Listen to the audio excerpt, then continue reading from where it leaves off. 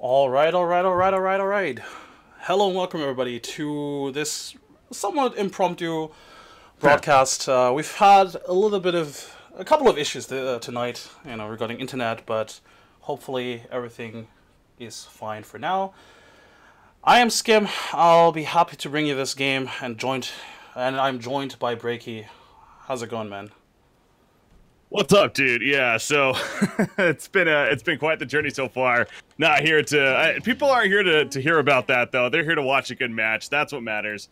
So here we are. We got game number 2, Evil Geniuses versus Immortals. And yes, I said game number 2, as of course the first game did already happen. And again, while I was trying to get all my issues figured out here, I was checking in every now and then, but I wasn't able to really watch the most of it. So frankly, I'm not even 100% sure how it happened, but it was about a 30-minute game or so. It seemed like EG overall had a pretty fairly easier time, to say the least, in the first game there. So looking forward to seeing how things move on into game number 2 now. This is of course a losers round matchup, by the way. Also very important to note that the loser of this is done in Star Ladder for the qualifiers here. So Immortals on the verge of that. But man, we got a draft Underlord and Ancient Apparition coming out after the Venomancer first pick and now Night Stalker in response. But that is a very early Underlord, man. It is. Probably as a response, they got it banned last game around, I believe. Was it Immortals that actually banned it? No, it was actually EG that banned it. Huh, interesting. Okay. But Underlord is one of the very popular heroes in the meta right now. At least in NA, there's sort of like this NA meta where we see a lot of Underlord. We've seen it from Complexity, we've seen it from the Dire today even, or yesterday I believe. But yeah, this is definitely a strong pick, and I don't know. There's a lot of flexibility here in the sense that you can go even aggressive dual lane with him.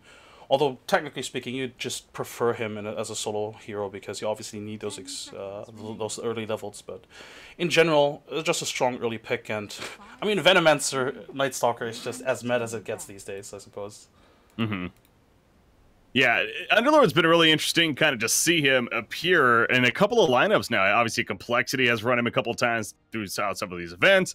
And I want to say even Dire has maybe tried him once or twice. It seems like he's definitely getting that attention in the NA region right here. So again, you expect to see him in the hands of Universe for Evil Geniuses, of course. And now the third pick is ready to come. So the bans, what was it? The Monkey King Bat Rider taken away from EG. You had Faceless Void and Queen of Pain taken away on the side of Immortals here. So whenever I see AA, especially in the hands of EG, part of me does wonder, are we going to see a Samael Ancient Apparition again? But then I realized that's probably not going to happen again. Very unlikely, even though it is, it's kind of fun to see. Obviously, I think AA is one of those very unusual mid heroes, and it's just interesting. But I don't know. I think for now it's just a very safe support pick, and with the Nyx Assassin, they have a lot of global ganking potential here now, and it's just I don't know. I think that's a very safe and strong opening for an Evil Geniuses, and the bands coming out here, making sure you get rid of that Bat Rider, because you really don't want to give Immortals more opportunities to just jump onto you, right? Night Stalker, Bat Rider, a very nasty combo as well, and I like the Disruptor pick, though. Disruptor can deal with these heroes quite sufficiently, not necessarily with the Underlord, mostly because Underlord is just very difficult to harass in lane, but overall, just a lot of control now from the Disruptor in those team fights. Out of curiosity, just to clarify here real quickly, since we've had these issues, what channel are you streaming on? Dota Starletter EN. Okay, so you are streaming on that one there. Okay. Yeah. Just wanted to clarify, because there might be some confusion going on, apparently. Anyways. All right, okay, so enough about that. But back to this one here. We got Disruptor. It's on. All right. Into the Nyx Assassin. Yeah, no, I was checking it in, so just really making sure. Okay. All right. Gather thoughts. We're good. So, Nyx Assassin coming out for EG now. In the 4 position, Disruptor. Obviously, always going to be, I feel like always just in general going to be a good pick. Good against the Nyx in the sense that, glimpse as soon as he opens on somebody. Get him away quickly. Could be of potential, but 4th pick now for EG. What are they looking for? They still need their 1. They still need their mid, most likely, to be coming out here. So, an Arteezy hero, perhaps. So whenever I see a Night Stalker, Lycan does always come to mind for me. Just, again, the idea of that synergy with the nighttime, as far as the HAL is concerned. But We'll see if EG goes that direction or not. Lycan's kind of died off a little bit, I feel like, overall, though. Yeah, it's become more of a niche pick at this stage. But as for heroes, the good thing for Evil Geniuses is that they picked the Nyx Assassin early themselves. Nyx Assassin would have been a good counter against them, you know, with the AA and then pretty much any mid-hero that they pick. Nyx Assassin is just a huge nuisance. So this is pretty nice for them. It opens up a lot of possibilities, but even then, there is quite a lot of control on Immortals' side already.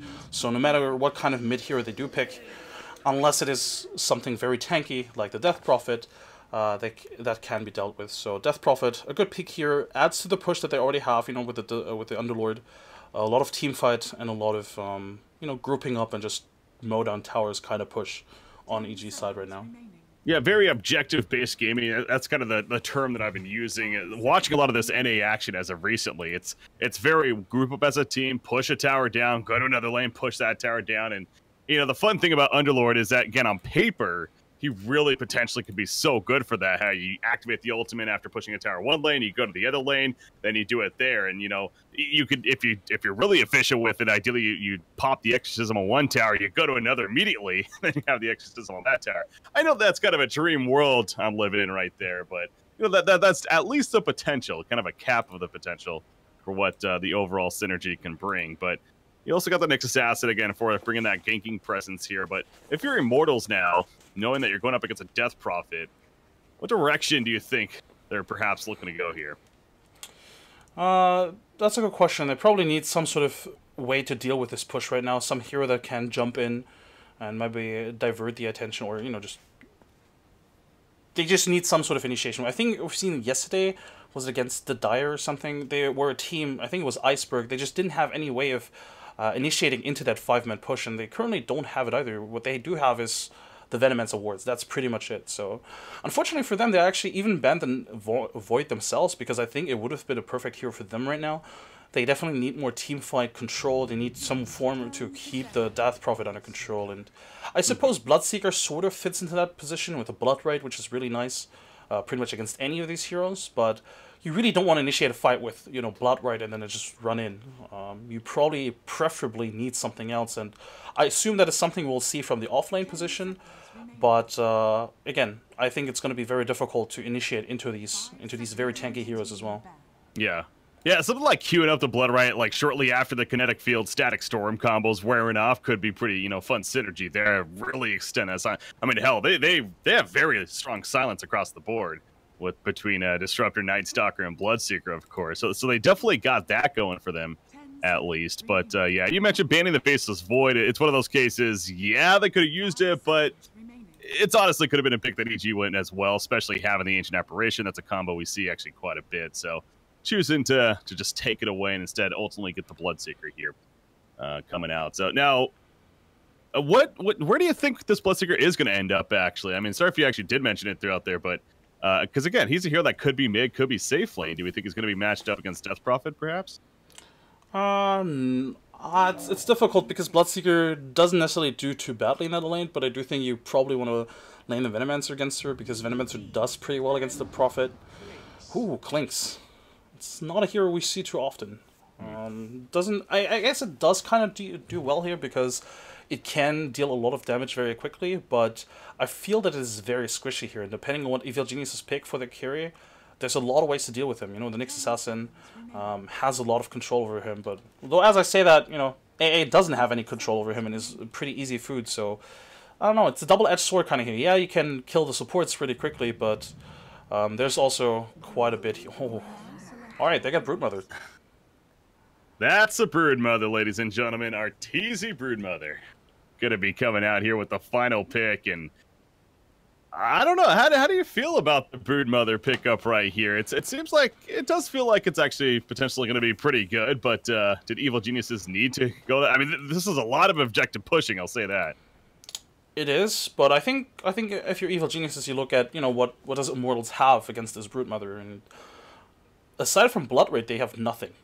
They literally only have Blood Raid, and you can't even use Blood Raid efficiently early on against the Broodmother. So with the Broodmother pick, they pretty much automatically win a lane in that sense. Yeah. So I think it's a strong pickup for sure. The question is though, can they do well on those other lanes? And right now, I think they're sort of safe because both Underlord and Death Prophet are very difficult heroes to gank and kill in lane. So for me, this is a strong laning stage from EG. On the side of Immortals, again, MP going to be playing the Clinks right here.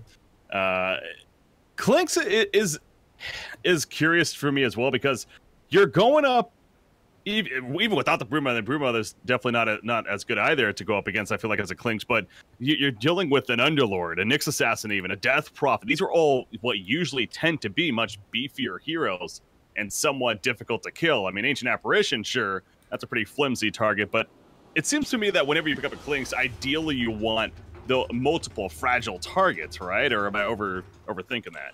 No, you're right, but at the same time, Klings provides them with a lot of push as well, and he does have a lot of physical damage to, you know, take down those heroes. Like the minus armor that he's going to build into is going to be really crucial in taking down the tanky Underlord and the tanky Death Prophet. So, you know, it's, yeah, sure, you wanna exploit squishy targets, but at the same time, it's also quite good to take down tanky targets as well in that sense. So, I think it's not a bad pickup, but again, it leaves them very exploitable because, again, they don't have anything against the Broodmother. And they don't really have strong initiation into a team fight either. But at the same time, because EG does have the Broodmother, their 5-man isn't actually as scary as it potentially could have been, because Broodmother doesn't really do too well in like early 5-on-5 engagements. Yeah. No, Broodmother's a hero that just kind of forgets that the game's happening around him. He just does his own thing, you know, just pushes his own lane. At least that's what we're used to seeing when we happen to have a Broodmother, but oh yeah, this is interesting though. Look at how things are possibly setting up from EG. Because right now, from the looks of it, Arteezy's shaping up as if he's going to be in the mid lane, and they're going to send Death Prophet to the safe lane instead. Yeah, for sure. Again, Broodmother is pretty much going to win any lane that she's going to be in anyway, unless there's some really heavy ganking going on. But even then, there's a Nyx Assassin to deal with or to help out anyway. So yeah, having her mid makes a lot of sense. Like, the Underlord is going to be very difficult to deal with anyway, so you don't have to, you know, force a win in that off lane. So that is pretty good for them. We'll see how this Danger player does here on Death Prophet, new to the team, of course. Mr. S was his previous name. Now he's known as Danger. Of course, we know him as Sumail. He's just having fun with some name changes. I don't know what's going on. He's young. he's switching things up here. From day to day, it feels like. Oh, Crit's trying to snipe a courier, by the way. Don't know if that's going to happen, though. Currently not looking like it. Nah, he shouldn't be able to get it. He shouldn't be able to get it. I mean, as soon as they don't see the Nyx Assassin for a while now, they should just be able to, you know, have Febby go back there and pick up whatever items they need. Plus, he's also only just smoked up, and, you know, he's already back in the tree lane now. Well, so Nyx Assassin, I mean, they got the sentry down. They have Night Stalker camping Broodmother in the middle lane. Now you mentioned, I mean, obviously, Broodmother is a great laner, but does Nyx need to help Broodmother a bit here, or can he just ignore that and let Brood do his thing? I think he will, but I think he's just patiently waiting for that courier, because with that courier, he does give Broodmother quite the advantage if he gets that. So, I mean, surely, you know, in a minute or two, he'll probably leave his spot and go to the mid lane, but as I say that, the courier is coming in, and that's Boots. If he gets them, that would be pretty sick. Oh boy, the patience paying off right here, perhaps. As you mentioned, Boots on their way for QO. Actually, oh, okay, he's gonna wait for the back. So he's gonna let him get the boots, but then he's gonna snipe it on the way back. At least that's the goal here. Yep, already eats through the tree, so he can easily walk into it, and that should be the career. There you go. Well, why do you think he waited? I mean, was that the better decision in the end? Yeah, for sure. He didn't really have any vision in that lane, right? So the only vision he really got was from the ward that he planted there. And with that vision, he knew, all right, the career is there, but on the way back, it's an easy snatch. Yeah. All right, so Crit taking care of business there, and Pale Stun in the middle lane on a Bloodseeker, just simply to harass. He does have that Blood Rage active, wearing off, though, and going at it with Arteezy. Arteezy's going to die right there. Wow. He underestimated that. Doesn't even eat the sentry because he doesn't have vision over it. He was trying to look for it, place the sentry up top, and knew that, you know, if he eats the sentry, he gets double the regen, and then he also just can't sit back into this web, and there's no way for a Bloodseeker to really kill him then, but doesn't find it. Man, Broodmother, you know, the fun thing there is that, well, the interesting thing I should say is that you look at QO here, he has a full poor man shield. Broodmother went the Quelling Blade, and then the Blightstone on top of that. So obviously very aggressive, you know, help with the last hitting and everything, but In a man fight, clearly, Bloodhunter is going to be winning that, or Bloodseeker, excuse me, is going to be winning that. And we saw right there that as he picks up the first blood, as a result of what happened. So might need to be a little more careful when he's thinking about taking those man fights. You know, I'm not sure who said it, but somebody said in, you know, Kyo, for him to be happy, he just needs to have a melee hero that he can hit other people with. And, I mean, he has the Bloodseeker. That's the, you know, it's pretty much the best hero for him to have. It's so aggressive. It's a melee hero, and it's another kill for the Broodmother. Oh, for the Bloodseeker, sorry. Yeah, meanwhile, Venomancer goes down at the top lane. Or is watching that happen. So it will be a turn. Oh, these Spiderlings, by the way, trying to take out Kyo in the end, but I think it's going to heal up just enough with that Blood Rage. And yeah, he will be fine. So kind of throwing the spiders at him right there. But that's already 2 deaths on RTZ. I don't want to overreact right here, but is there ever a thought where they're like, okay, maybe we want to send Broodmother to the top lane and switch things up, or does he stay mid, you think? Nah, he has to stay mid. You have to commit to the Brood lane, to be honest. You can't just, you know, set up different nets on a different lane. So in that sense, I mean, yeah, you died twice, but I still think it's sort of fine for the Broodmother, and he's always going to be able to come back, you know, just to apply pressure on the tower if he gets to. He just needs to get rid of the sentry, which he finally gets. But as I say that, they plant a new one, which, oh god, he needs another sentry. He definitely needs to get rid of that sentry. Yeah, that's a tough time for him there in that middle lane, to say the least. Crit. Meanwhile, he's having a good time killing off these Plague Wards that are being put down by Forev. Spamming them in his face. His spiked Carapace also stunning him, but Crit is going to back off now, realizing the pressure is feeling pretty intense. All right, a lane we haven't really talked about yet is this bottom lane. Klink's, of course, farming away for Immortals over here. You have Underlord going up against him. I mean, Underlord, he's staying alive. That's all you can really expect. He's 12-1. But Klink's 29-4. MP is having a great start. You know, obviously, the Ring of Aquila almost finished, and this is a hero that, you know, he gets the early start, gets level 6, especially with the Death Pact, and he can start roaming for kills early on in the game. Oh, RTZ. That career. Do they have vision over him? They have a dust. They could pop it, but it would be very speculative as to where he is. Yeah. Oh, well, Bloodseeker's almost level 6, so maybe if anything, gonna try to wait for that. Kind of running at him. Now they're gonna go dust. For it. Charging after, but Arteezy's just hiding a little too much in the trees right there. He's got those nice webs of his to walk over, so. They do have a Hunter in the night. They could technically fly over the tree line and spot him, but they're not sure where he is just yet. Now they see him.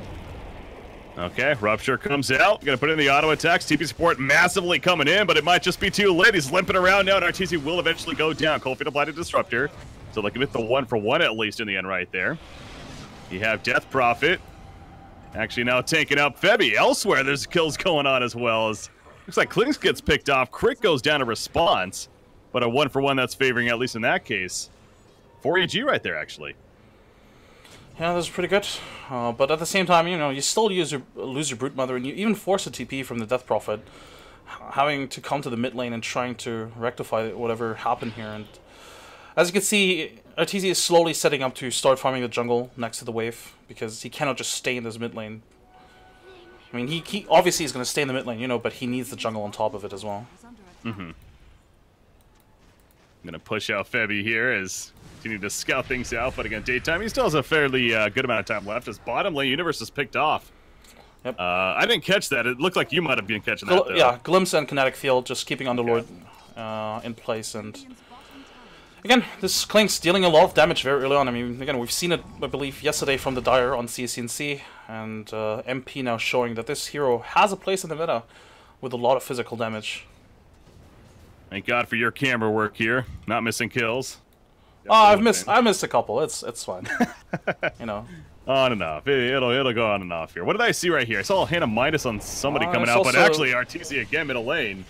Yeah, they're diving him again. The Blood Rage is up, as well as the Rupture. He stands still. It just doesn't matter. Kyo gets the kill. Top lane, meanwhile, Danger picking up the kill on Forever right here. The Exorcism is activated, and now they're probably going to look to push this top tower as a result. So it is a brutal game for Arteezy. He is 0-4-0, but at least they're trying to push top tower now.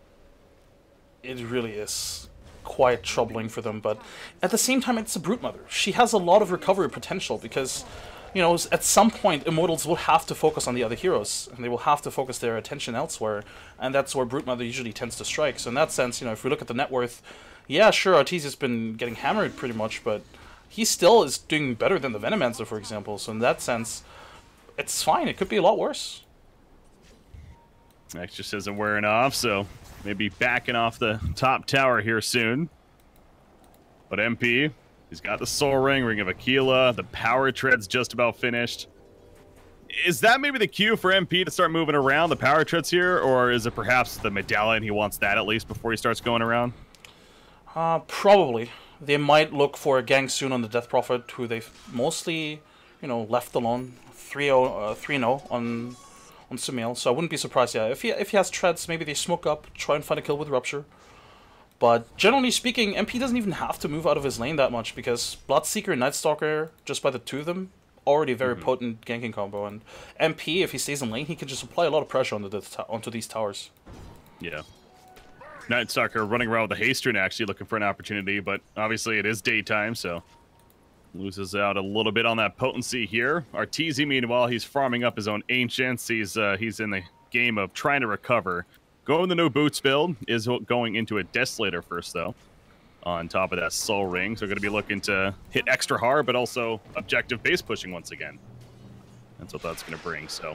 It also accelerates his farm a lot. With the Desolator, he's going to be able to pretty much clear the jungle very quickly. Oh, see, that's a kill I miss. I caught that one. I can recap it. Yeah, that's just really him walking in with a skeleton walk and opening up with a couple of hits. I mean, Universe was pretty low in the first place, so he didn't miss much. Rupture, meanwhile, middle lane crit. He's going to spike Carapace. But that's a double kill ultimately for MP. Here we go, though. Danger's in. Spirit Siphon, Exorcism in 1 second. He's not going to use it just yet. He actually used the Crypt Storm and said, wants to kill Q. It's not going to be enough damage. The auto attack, it is enough. He gets the kill again. And a dominating streak for Sumail right there. So that is a pretty big turn kill, at least, on a Bloodseeker. And because they didn't use Exorcism, they technically could look to push the tower, but it doesn't look like they want to. Probably just want to give Arteezy just more space to farm. Yeah. Yeah, top lane Venomancer. He's pushing it out pretty well in his favor for the time being. It's Nightstalker roaming in. Again, daytime, no darkness.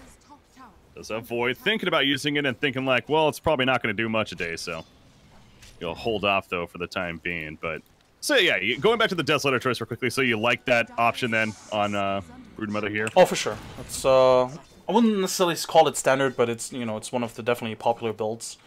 It just accelerates his farm a lot. He deals a lot of damage, can even be part of team fights in that sense. But it's mostly about as you mentioned, farming and then also obviously taking objectives.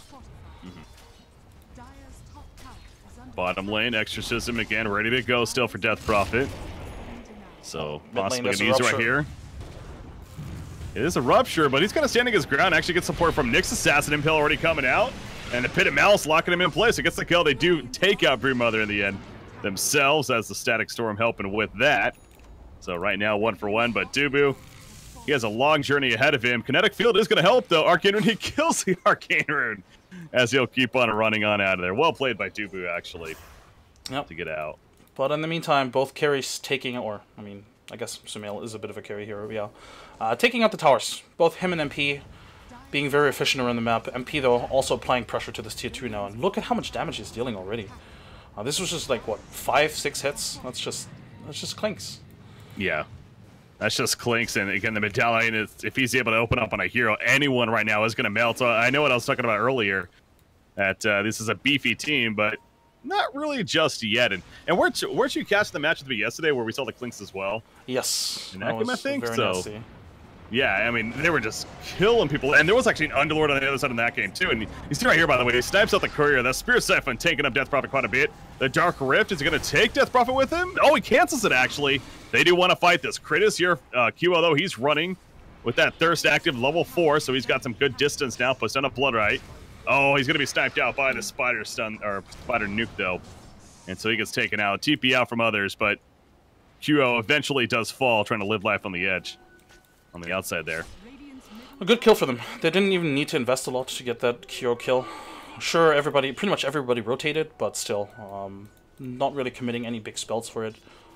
So this was a pretty good kill for them. Unfortunate for Immortals, they really they invested a lot of time into that gank, the whole fear. It's a dead AA. But yeah, again, they didn't really commit much to it, or Immortals did, for sure, so this is a bit unfortunate for them, but they can always look for these kills. I mean, Rupture doesn't have that big of a cooldown, what, 60 seconds? So they can always just, group up again and just try it again. I think that is a strength of this lineup. They don't really have any massive cooldowns, do they? I mean, Static Storm is probably the longest one at 90 seconds. Or Poison Nova, I guess, technically. Yeah, okay, yeah. Poison Nova's up there for sure, but outside of Poison Nova, this is a team that's ready to go, go, go constantly. Speaking of going, middle lane. Weird Cypher going to be stopped right there. Rupture now. On to Sumail. He's going to go for the TP choice. They don't have a stopper, but it doesn't matter. I guess killing him is technically a stopper, too. Glimpse back on the Nyx Assassin. Crit's going to go for the Vendetta, but that ain't going to work. They had a Sentry and the Dust ready to go, so a couple of kills for Immortals. And again, the MP, this Klink's pick is really proven to be a great choice here. Yeah, and he's dealing that much damage even without having Death Pact on just yet. And I believe he didn't have a creep eaten when he killed the Death Prophet, so this is just a really strong pick, and they're making use of it as well. And oh, that's another dead fear, isn't it? Yep. Sure is. He gets found over here, so EG is finding themselves having a lot of difficulty preventing this aggressive play, but this is going to help their cause. MP, no, he gets out of the Static Storm action. What am I saying? That's his teammate. Anyways, Arteezy's got in. I had to think about that one for a second, and they will turn on Arteezy. And now Universe, he's going to be stopped as well. He too goes down. Crit. Oh boy, it's just a train wreck, man. It's just the one after the other. Save your teammate syndrome, it feels like, from EG, and we're now 16-7 hero kill lead for Immortals. Oh, the A blast. That's a nice blast. No, they're running. Okay. Are they? Oh. Well, yeah, they got a clinch with decent farm. They're not running. They're not running, and they're taking this tier 2 probably as well. It's Immortals just looking really strong right now, and they're overrunning EG, overwhelming them as well. And EG, they're trying their best to respond to it, but they don't really have either the farm nor the vision to do so. When they tried to fight near their shrine, they thought, hey, this is a really good opportunity to turn things around, but they didn't have vision over that area, so they didn't know that, you know, pretty much all of Immortals was there and in a pretty good position to take on that fight as well. So yeah, just and Universe doesn't even get the deny in the mid lane. So overall, just Immortals just knowing that, you know, this is their time to shine. This is when EG is the weakest pretty much, so they just need to keep on going, really. Yeah, obviously EG with that 1-0 lead right now, but Immortals on a mission to force a third game. Again, this is an elimination match here. What is the Star Ladder qualifiers? For the first minor even of the season, actually, that is coming up here. So, Febby leading the way at the top lane on that Night Stalker. You have QO just pushing it out as Bloodseeker, though. Look at the build of Bloodseeker, too. Yeah, the drums after the hand of Midas, and now he's going the BKB on top of that. So, not necessarily going heavy damage. He's letting his abilities take care of that. And this really, it does incentivize more of the early game. Let's take advantage of what we have now, though, kind of build. Yep. Looks like EG is setting up for a fight mid, and this should be an easy Venomancer kill, even if the AA blast kind of misses. But oh, Night Stalker still TP's in. I'm not sure about this. Well, he's gonna survive, but that was an ambitious TP. Although they're coming to the flank. Ooh, Clinks. Now they saw him. They know he's in the area. Don't have actual vision, though. Obviously, the Desolator finished on Pre-Mother, by the way. Insatiable Hunger is also ready to go. Static Storm, Kinetic Field combo hits 3 here. Also, a big stride already. The Rupture's applied to the Death Prophet right there. Impel on 2, though. And Bloodseeker and Night Stalker are the ones in trouble. And a Night Stalker, he's going to end up falling. Exorcism comes out. Universe, he pops the Dark Rift. But honestly, he's probably going to cancel that. Yeah, he cancels it once again, as he did earlier. So this time, good decision. MP, he is out of range of being spotted. Fear was picked off elsewhere by QO, though. MP actually found a Regen Rune, so he's fully geared up again, and he might even re-engage if he finds like a stray hero anywhere. Oh, that steals. Oh no, he didn't get the Silver Rune. Arteezy got it. Obviously, you can see him. That Sentry there. You know, the Skeleton Walk, and he's going to keep going. But man, he's going to have a. He just finished his Desolator, by the way. It's coming here. He did get dusted, but he should be fine. Oh, they're keeping the pace up. Desolator. I mean, do they really try to... Nah, they can't really break tier 3. Yeah, they still got the bottom base. Probably Roshan, huh? Oh, yeah, for sure. They definitely want to wait until they, you know, at least take the other towers. Maybe get an Aegis. They don't want to overcommit because there's still that big fight potential that we just saw, you know. Maybe an insane Pit of Malice into an AA Blast. Like, there's a lot of ways for EG to still take a high ground fight and choke points, so... They don't really want to overcommit here, but, you know, there is, I believe, almost the BKB. Yeah, once they have the BKB on Bloodseeker, that's when the Immortals can go ham, and I'm pretty sure that's also when they will try and force a fight. Yeah, he just about has it, as mentioned, the pattern almost there, then have it in full. Clinks, the Death Slayer, the Solar Crest now, even coming along on top of that. They're going to smoke up what they were seeing. There's a ward right on top of them. And Crit is going to dispel the smoke as well. Sure, that's a great idea. If they had any invis detection, he would be dead. That's a good point, actually, yeah. I mean, look, for all I know, he scouted out everybody knew that didn't have any invis detection, right? True. But Dubu now brought sentries with him. Oh, one's put down. Crit walks a little bit to the left. They will see him. Oh, just out of range. He's actually going to open right here on a Venomancer. He does have that Poison Nova. Can he get enough in time? He can. So a pretty good start. He does die. We'll see if they can capitalize. Febby, he's being run down. The Spirit Siphon on him. Throw it in the air as Clinks. So meanwhile, Blood Rage on a couple of here's Blood Right, excuse me. On a couple. Blood Rage on himself. He's going to end up dying as QO. And the Aegis going to bring it back up. Do they have a reset right here? Static Storm was already used. They jump on a QO as soon as he comes up. He's going to melt away. A 3-for-0 fight. The first fight of the game, really, that goes well in favor of EG. Yeah, this is pretty much why I thought they would fight as soon as they had the BKB on Kyo, because if they have a BKB on Kyo, he doesn't die right there. Like, he just gets away. And the moment that Venomancer immediately dies, I feel like they should disengage. Yeah, sure, he gets his ultimate off, but at the end of the day, they still lack a lot of damage, and they come in pretty late. Kyo was very late to the party. So, I don't know, a bit of a questionable decision for Immortals to initiate there. And this is the kind of breather that EG needed, you know? Looking at the net worth, Arteezy's their most farmed hero.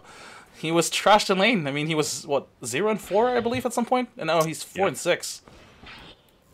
Yeah, 4-2-2 since then. You can think of it that way. Impale Sun, that was funky. Disruptor gets pushed forward. He still got stunned, but Crit now is going to end up falling. MP, of course, tears right through him.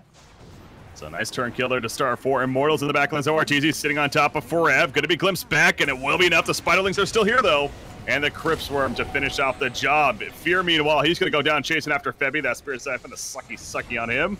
Double good backlines for MP, though. That's what you got to be careful about if you're EG, is that you think you're chasing after somebody to secure a fight, and all of a sudden people are being picked off by a double damage Dark Pact Clinks in the background, and he gets a triple kill out of it. It seemed like that was going decent for EG, and then Clinks happened. And then Clinks happened, but also Kyo's Bloodseeker.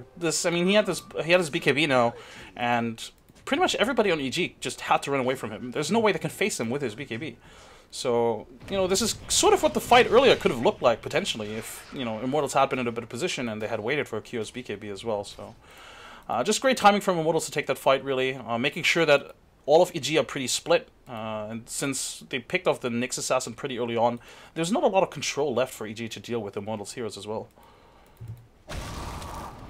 Well, bottom lane, Universe. We're going to commit to this, and yeah, no response coming in, so easy kill in the end. Drum charge used, at least. Not a big deal, though. And this is the last outer tower now that they're going to be pushing, and very likely get. I don't see EG stopping this one. So they're going to be dark around the map, it feels like. I mean, they do got that very aggressive ward. They actually have some okay vision coming out. They're trying to defend them. I'm actually a little bit surprised on this. Yeah, they have to be really careful. There's a rupture up on... Oh, yep, that's Sumail. Oh, that glimpse while he's ruptured. Well played right there. He's going to be lifted up in the air. Big and Pale Sun on the backline, so his 3 heroes. And now Danger AK Sumail, he's going in. Exorcism, no, he just explodes in the end, so... Thought they had a turnaround chance. They did not. All they kill is Disruptor, and they lose 2, and the tower still. Oh, Fear might go down here as well. Febby really wants this. It's going deep, baby. And Immortals is trying to really capitalize now with this objective, as they're going for tier 3 at 21.5 minutes into the game. Obviously, huge here for Immortals if they can take it, and they're easily going to be able to. Yeah, you just don't want to give EG any time to recuperate. Maybe force a buyback, and since you see that nobody does have a buyback, exploit the fact that, you know, Death Prophet is still down for 20 seconds. And then just get out. And, oh god, Febby.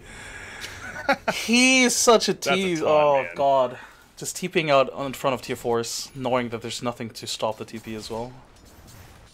That is confidence right there, and he was right. He was right, to be fair, so props to him there. What I believe I just saw a Diffusal purchased by somebody. Yes, QO. it's on Kyo. Well, that's going to be really strong. Shit. And his Rupture target... Oh, that glimpse goes nowhere, really, but He's literally rupturing Sumail every time in these fights.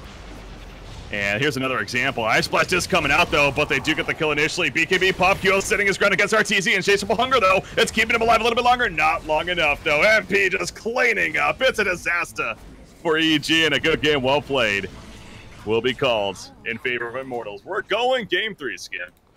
Very convincing performance from Immortals, honestly. And, I mean, I said it during the draft, I really thought that they had nothing against the Brood Mother, but ultimately not letting the Brood Mother ever come online is, I guess, their answer to this.